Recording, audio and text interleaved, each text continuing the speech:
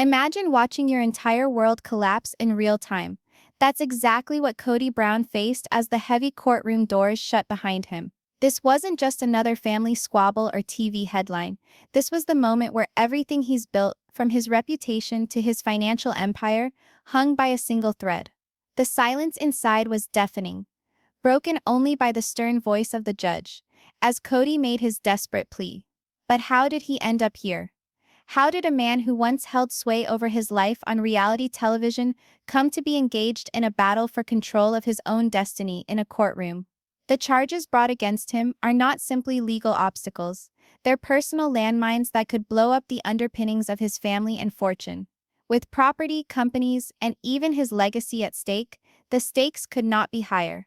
Outside of the courtroom, there is a watching world. Fans, critics, and family alike are wondering if this is the final destruction of the man who lived on attention. And as the judge gets ready to hand down a verdict, there is one searing question. Is this the moment Kody loses it all, or will he slip away with everything still in place? The courthouse's wooden doors creaked shut with a sound that reverberated like the vault closing. For Kody Brown, the man who once so proudly introduced the world to his non-traditional family on primetime television, the sound wasn't just any normal one. It was the sound of all that was familiar slipping away from him, and he was left standing in the type of limelight he never sought. Cameras weren't rolling for TLC this time. They were aimed at him from the press gallery, poised to record his tumble. Within the courtroom, tension filled the air. Reporters rustled papers, lawyers hissed sharply at their clients, and family members occupied the benches with anxiety. All eyes wandered toward Kody. He wasn't sporting the smug grin audiences had become used to.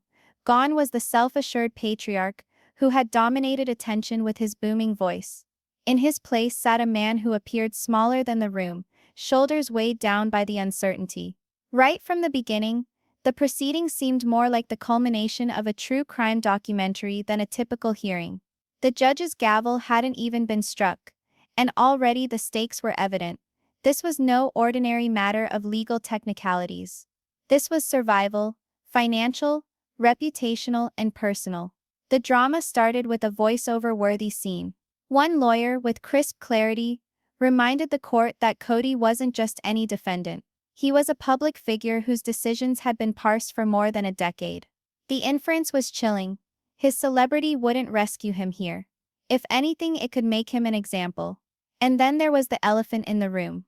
Without revealing all the details, the court document suggested a tempest Kody had been attempting to outrun for months, perhaps years. Claims that reached into the very center of his decision-making. Claims that could cast him not as a misunderstood patriarch but as a man who had alarmingly crossed the lines of law and accountability. The judge leaned forward, reading the charges out loud. And in that moment, silence swept through the gallery. Even those who had come with reservations about the hype started to feel the weight of the moment. It wasn't what was being said. It was how Kody responded. He shifted awkwardly in his chair, his typical bravado now missing. His lawyers attempted to protect him with finely crafted objections, but the image shouted louder than any words. For the first time, millions who had seen him on television might start to wonder, was the man they believed they knew actually a character, an act, now left exposed on the stand? To write the ultimate hook for at-home viewers, visualize the scene playing out like a movie trailer. The doors close. The camera cuts to Kody's hand clenched on the table. The audio of the judge reading the accusations echoes like a drum roll. Every shot ramps up tension until the question sears the audience's mind: what did he do, and can he ever get away from it? The setting of the courtroom ratcheted up the drama. Marble floors, harsh lighting, and the unyielding architecture of law. A universe far removed from the rainbow-hued pandemonium of the Brown family's living rooms that viewers were used to seeing on Sister Wives. There were no confessionals, no joshing back and forth. No scripted storylines here. Here the narrative was unvarnished, unedited, and chillingly real. And looming over it all was uncertainty's heavy burden. Kody's family, broken as it has been over the past few years, wasn't rallied around him. Some of the faces in the courtroom gallery betrayed worry, others coolness, and some weren't there at all. That was perhaps most telling. It was as if the walls of the courtroom were asking in hushed tones the question no one dared to ask out loud. If his family isn't entirely behind him, who is? As the first hearing went on, one thing became undeniable. This was not a fight. This was war. A war fought not with shouting matches over a dinner plate, but with paperwork, sworn affidavits, and the unyielding calculated might of the state. For a man who has always been in his element controlling the agenda, losing control was heartbreaking to behold. The bombshell wasn't so much the accusations. The bombshell was realizing how powerful he seemed on TV once. But in this arena, Kody Brown was another man facing the law. The cameras could film his fall, but they couldn't protect him from it. When the judge asked for a recess, the courtroom erupted in whispers. Journalists scrambled out to write up headlines. Home viewers, when they would finally witness these scenes, would be left speechless. And amid it all, Kody remained immobile, maybe aware that this initial act was merely the start of it all. The real tempest lay ahead. This was the bombshell opening. The moment that brought the larger-than-life figure of Kody Brown tumbling back down to a man at the mercy of powers greater than himself. It left one ominous question hanging over everything. If this is how it starts, on what earth will it finish? As the court reconvened after the brief hiatus, the mood within changed from tension to confrontation. The first act had been all mood. Tension of doors slamming shut, gravity of speculative whispering. But now the time came to shed shadows and face the allegations forthrightly. For the first time, the legal barriers encircling Kody were revealed. The prosecutor's voice echoed with deliberate precision, reciting the core charges against Kody. To one who did not know the case, it would have appeared as a knot of legal terms. But condensed, the charges depicted a scenario of carelessness, dubious financial wizardry, and choices that vacillated between ambition and responsibility. On paper, it was not about figures or contracts alone. It was about trust. Trust supposedly violated, not just with business associates, but also with family who may have been drawn into deals without being fully aware of the risks. The phrase pattern of behavior reverberated in the courtroom. That phrase had a hammer-like effect. This wasn't a matter of one error, the prosecutor contended, but of a series of decisions that as time went on demonstrated intent. Each supposed misstep was framed not as a singular event, but as a domino in a sequence that ultimately culminated in Kody sitting here, in this very chair before a judge. To drive the point home, the prosecution also relied on transcripts, emails, and statements. A highlighted line on a courtroom monitor caught everyone's attention. A quote from Kody himself in an earlier interview, in which he had jokingly dismissed financial strain, bragging about being able to make things work. In the courtroom, that same joke had a different resonance. Rather than highlighting confidence, it was now presented as arrogance, a flippant disregard of responsibilities others relied on. Kody's attorneys pushed back quickly, protesting the hyperbole surrounding previous statements. Their plan was clear: compartmentalize the issues, constrict the scope of the accusations, and question whether any of that constituted intentional misconduct. They reminded the court that public figures are famously ripped out of context, their casual statements distorted into firepower. But whether or not the judge concurred, harm had already been done. The gallery buzzed, and Kody's image was drawn ever further away from sympathetic patriarch to perhaps irresponsible operator. For longtime viewers of Sister Wives, the unraveling in court had a familiar ring, familiar moments from the show itself, when Kody's brash assertions were pitted against more subdued reservations from his wives or children. What had seemed like reality TV melodrama now had the authority of sworn testimony. The similarities weren't lost on the public. Reporters outside were already writing headlines about life imitating art, about a man whose on-screen bluster might have been hiding more secret vulnerabilities. The defense tried to put the charges into perspective, presenting the stresses Kody had been under in recent years, various household bills, relocations across states, and financial collapse of dissolved marriages. These, they said, were not indications of criminality, but the travails of a man stretched too thin. At the very least, they depicted him as flawed but human, not deceitful. However, the prosecution continued to push the historical context. This was not the first time concerns had swirled about Kody's decision-making. They alluded to earlier controversies, never necessarily legal but always biting, surrounding the distribution of funds between wives, investments sought, and transparency in short supply. Bit by bit, they constructed an argument that this courtroom battle wasn't a surprise storm, but the natural culmination of years of unresolved conflicts. And then the personal revelation references to relatives who might be caught up in the scandal. While names weren't fully written out, the inference had been made. Some of the financial transactions might have spilled over into joint accounts, properties tied to businesses that bore not only Kody's name but the trust of those around him. The contagion had become impossible to escape. This wasn't just his battle anymore. It could be theirs as well. The gallery stiffened at that bombshell. Some of the family members' faces went white. Others appeared toughened as if steeling themselves for impact. It was not only Kody's reputation in the dock anymore. The case had the power to further break up the tenuous coalitions within the Brown family. By mid-session 2, there was one overriding theme: credibility. Could Kody be trusted? Was he an example being made of a reality television personality by zealot prosecutors? Or was he a man whose prior choices eventually bit him back? Every argument, every objection was less about the law and more about establishing that perception. For the audience watching this play out, the legalese became secondary to the raw emotional drama. The transcripts sounded like scripts, the cross-examinations like showdowns in a family living room, except the stakes were astronomical. As the proceedings drew to a close, the prosecution took leave of the court with a heavy line. This isn't about television, this is about accountability.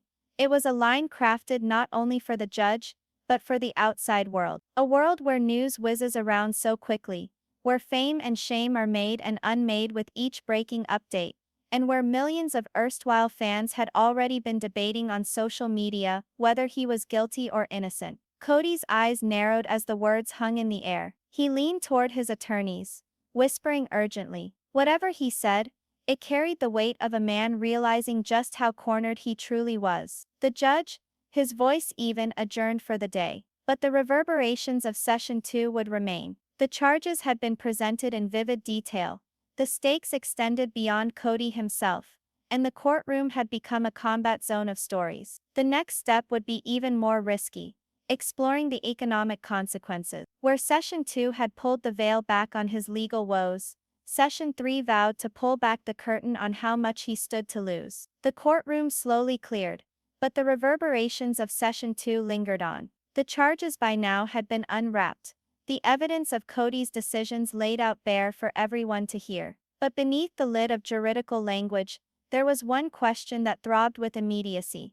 If the court should rule against him, precisely what did he have to lose? Session 3 opened not with impassioned charges, but with cold mathematical realities of money. A forensic accountant, subpoenaed by the prosecution, took the stand. She had a fat binder full of papers, spreadsheets, bank statements, tax returns. Where Session 2 was like a war of words, this felt like the revelation of bare figures, the sort that can't be finagled or put in nice language by charm. The witness started tentatively, but the narrative her data presented was pitiless. She identified streams of income that were connected to Kody's public life: his payment from sister wives, appearances fees, book royalties, and reported side businesses. Layer by layer, she described how those streams intertwined with debt, business ventures, and assets in shared or disputed ownership. A graph flashed onto the courtroom screen: projected losses if the case was lost. The numbers were breathtaking. Entire estates,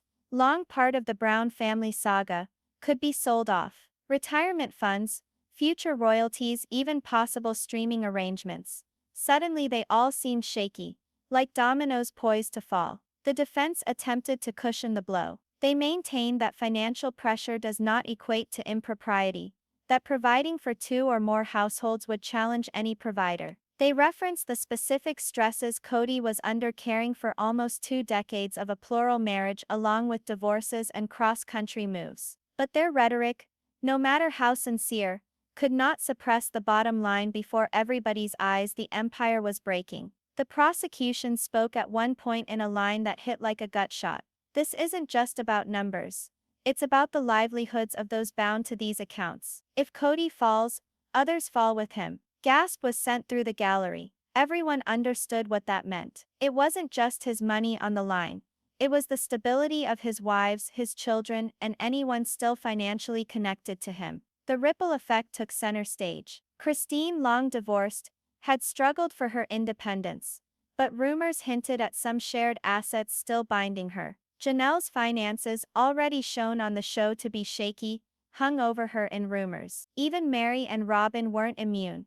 At least, not completely, since always blurred were the lines between individual and shared finances in plural marriage. The more the accountants talked, the more apparent it was that this wasn't a sharp cut. If Kody were to fall financially, pieces of the family could be taken down with him, willingly or not. To the audience at home, it was almost Shakespearean.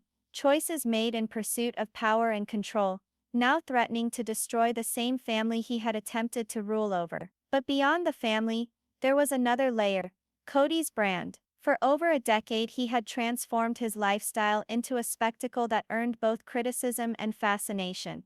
That brand had value until now. Sponsors, networks, and media companies were surely watching this case with hawk-like intensity. If the verdict went against him, opportunities could vanish overnight. In the age of social media, scandal spreads faster than truth. A single scathing headline could wipe out years of patiently established visibility.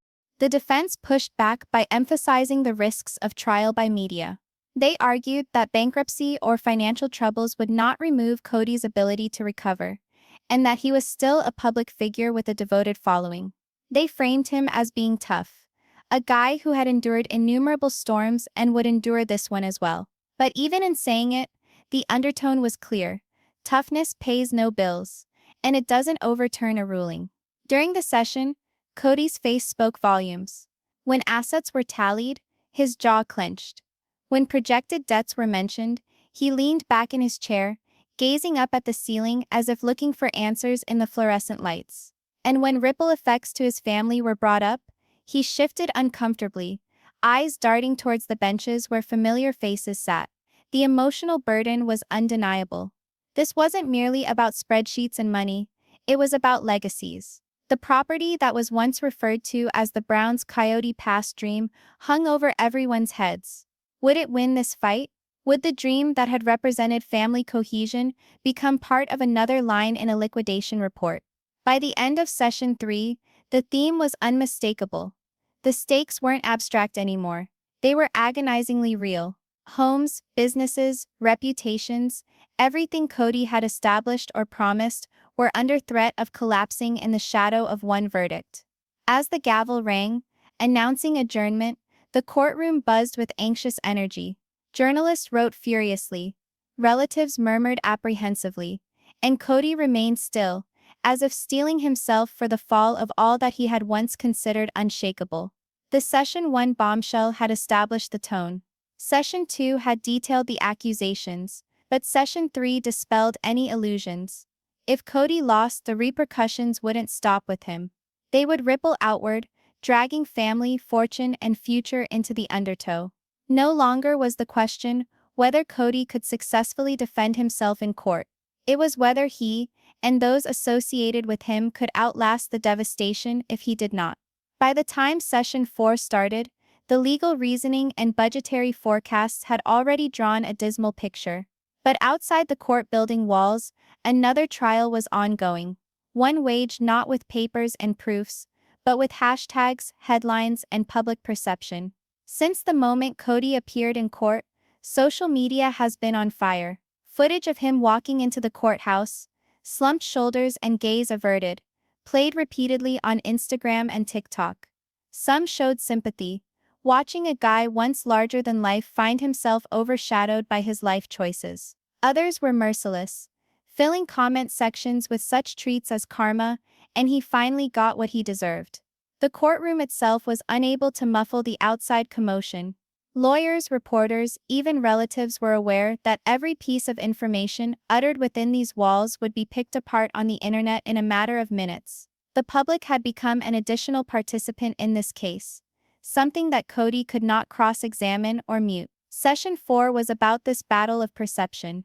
The prosecution rode this one hard, quietly positioning Kody not just as a defendant but as a symbol. Their case appealed to accountability on a larger level, making him a warning to others who thought fame or charm put them beyond the law. In the eyes of the gallery and by proxy, the crowd outside the courthouse, they were framing Kody as something greater than the man in court. He was the personification of hubris colliding with comeuppance. The defense, on the other hand, presented a different vision. They appealed to Kody's humanity, mentioning his decades as a father, trying to support a large family, and the vilification he had faced since Sister Wives premiered. Their goal was straightforward: to change the narrative from reckless patriarch to flawed but durable human being.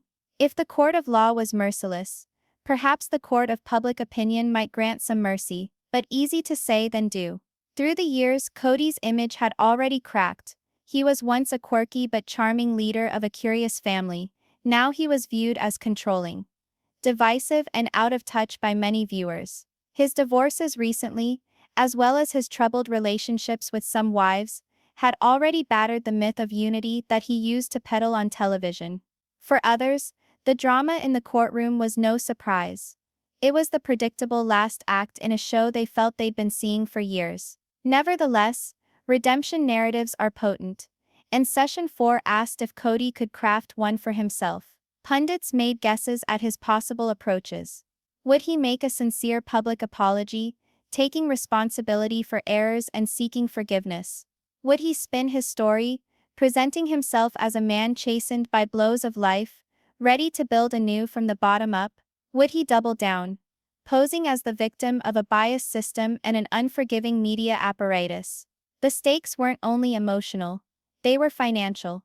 Public opinion would have a direct effect on Kody's capacity to earn in the future. Networks that were thinking of spin-offs or specials would balance the risk of attaching themselves to him. Publishers, sponsors, and event organizers would read the headlines before inking deals. A damaged reputation would potentially cut off opportunities he previously depended on. Family dynamics merely added fuel to the argument.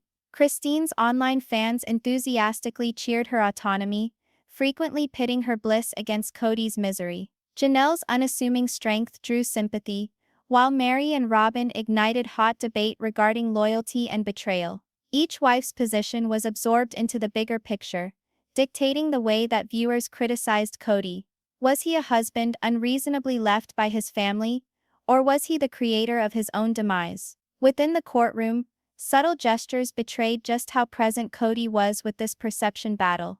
At one point he adjusted his position, as if reminding himself cameras were present. He spoke eagerly in hushed tones to his lawyer in between breaks, most likely planning not just legal arguments, but how every statement would reverberate past the reach of the gavel.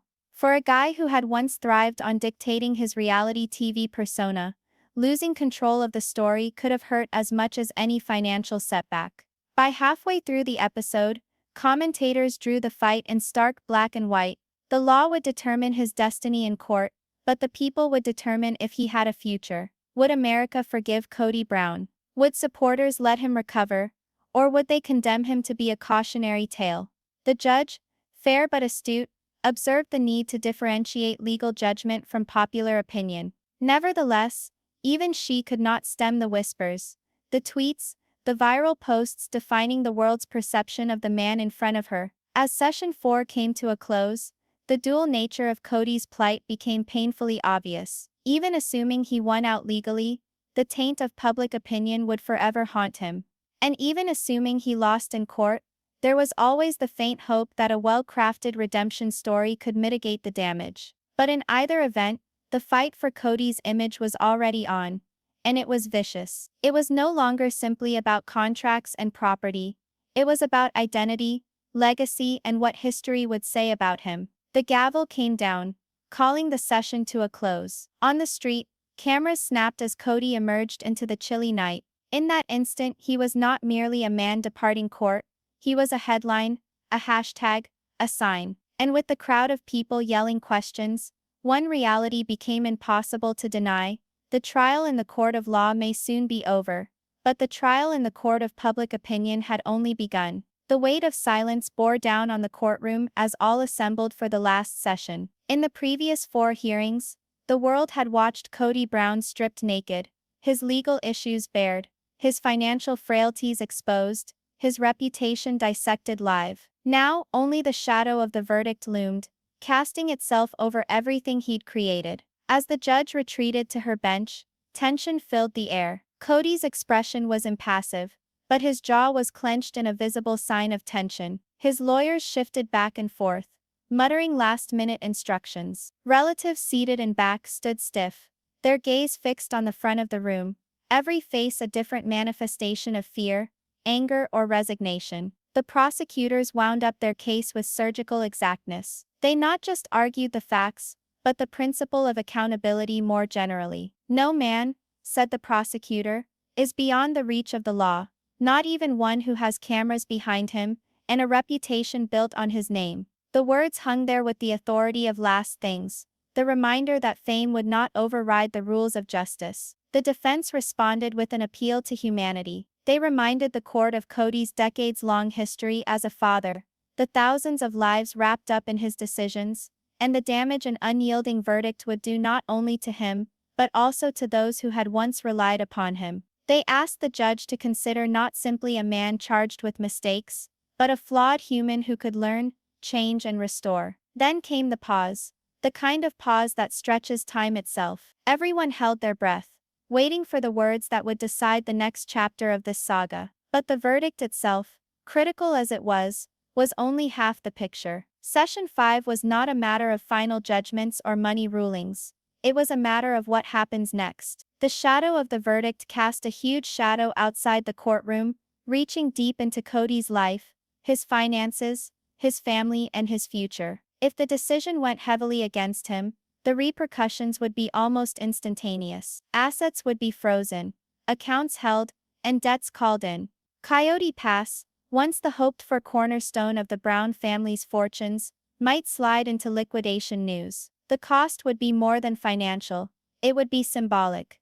The ultimate failure of a dream already broken in the struggles of broken marriages. Even if the decision was favorable to him, the wounds would still be there. Legal exoneration cannot undo public perception, and it cannot restore the damage done to his reputation through months of exposure. Sponsors might shy away, networks might bolt, and fans might still argue with his every move. Victory in court does not necessarily mean victory in life. Speculation over what Kody might do next controlled this session. Would he appeal should the ruling be against him? His lawyers suggested that was possible, that most high-profile cases linger for years in appellate courts. But appeals are costly, and with money already tight, such an act would be as dicey as it was desperate.